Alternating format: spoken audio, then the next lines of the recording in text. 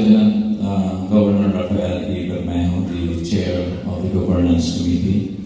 Let me start my presentation by expressing my heartfelt gratitude to President Bertwest, their request, and to the organizers of the successful Kiwanis event, especially to KI Designate District Director and soon to be District Governor Evangeline Gigi Chanchu and Secretary Christy Golier Sebastian.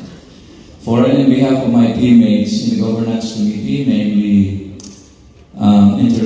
past international trustee Kenneth Alabella and Sir Kenneth, and past Lieutenant Governor Achilles Bylaws, thank you from the bottom of our hearts. Before we even set our foot going towards the city of love, I know that most of you are still wondering why all of a sudden we are in this May conference that is typically called during the month of September. Please allow me to quickly explain where it started. It actually fired up from a simple desire to deny District Governor-elect Gigi Chanchu of her right to be elected as the sole candidate for the governor during the September 24 district elections in General Santos City. During the process, the past district administrators insisted on their plan to nominate a non-qualified candidate on the floor. The said incident created an outrage and spontaneously ended a walkout. After then, KI intervened, notified the result of the elections, temporarily took over the administration of the district, and appointed Gigi Chanchu as district administrator or director. Almost all the current lieutenant governors supported the process, and as a matter of understanding, KI and the Team 108 agreed during the December visit of President Bertwest to schedule this main gathering, supposed to be to hold a KI-assisted district elections. While preparing for the event, Director Gigi receives plenty of obligatory warnings through social media and text messages to stop using the name of the Philippines South District, otherwise suffer legal consequences in court. So, if the previous administration would not allow us to use the name of the Philippine South District in this convention, what will we do? We just want to adhere to the specific provisions of the bylaws to uphold that DGE is the sole candidate of the governor, and that's all. But we were pushed to the limits. They leave us with no other options but to face their challenge head-on. So, to put an end to this dilemma, we made our final appeal to Kiwanis International. We wrote President Bertwest, again urging him to completely retire the Philippine South District of Kiwanis International and to consequently give sanction to create a new district entity for the Philippine South to be named as Kiwanis Southern Philippine District, if registered in the Securities and Exchange Commission Incorporated. And we cited the following as our arguments. 1. That the registration of the Philippine South District of Kiwanis International had already been revoked 20 years ago on August 21, 2003 for failure to submit an annual reportorial requisites to the Philippine Securities and Exchange Commission. In effect, PSD ceased to exist legally after losing its juridical personality 2 decades ago. Second, the Philippine South District is actually run by another legitimate group, the Kiwanis Volunteers of PSD Inc., a Kiwanis organization created 12th of November 2018 without the knowledge of the greater majority of the Kiwanis or Kiwanians from the Philippine South.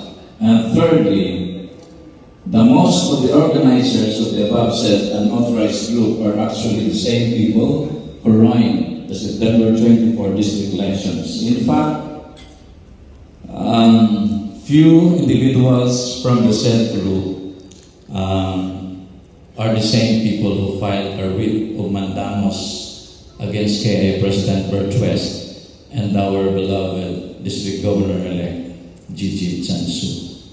We further argued that if KI will not allow us to create a new district entity, this May 11 to 13 event will be more disastrous than September 22 to 24 District Convention in General Santos City, for simple reason that IPDG, Rosetta Bings, Aparente Hudson, and their cohorts will be all in this place to disrupt us like what they did in the recently concluded Asia Pacific Convention in Malaysia.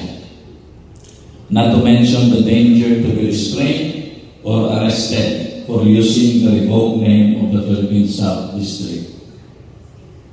Thankfully, KI empowers us to create a new district entity to be known as Kiwanis Southern Philippine District. At this juncture, as chairman of the Committee on Governance to this Congress, allow me to read the content of the KI pre-approved resolution for this Congress. Resolution regarding name and incorporation of the former Philippine South District of Kiwanis International, presented by Kiwanis International for adoption by this District House of Delegates on May 13, 2023 in Iloilo City. Whereas, one of Kiwanis International districts in the Philippine South District is the Philippine South District of Kiwanis International. The district was created and approved by KI. Whereas, pursuant to KI Bylaws, Philippine South District registered a non-stock corporation in the Philippines with the Securities and Exchange Commission. And whereas, as a condition precedent to the incorporation, Philippine South District agreed to abide by the bylaws of Kiwanis International.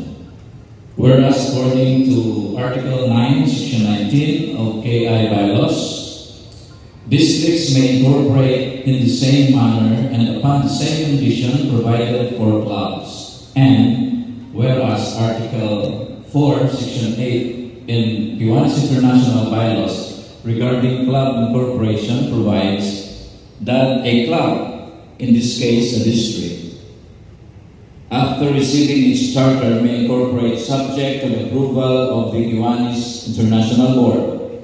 And Section 7 of the same article provides that a club, district in this case, must have complied with all applicable laws and regulations of local jurisdiction. And whereas on 11 August 2003, Philippine South District's corporate registration was revoked by the Securities and Exchange Commission for failure to submit its annual reportorial requirement, and thus the district was no longer allowed to use that name. And whereas the district did not report to KI the revocation of its corporate registration with the Securities and Exchange Commission, and whereas the district did not report to Kiwanis International the revocation of its corporate registration with the Securities and Exchange Commission.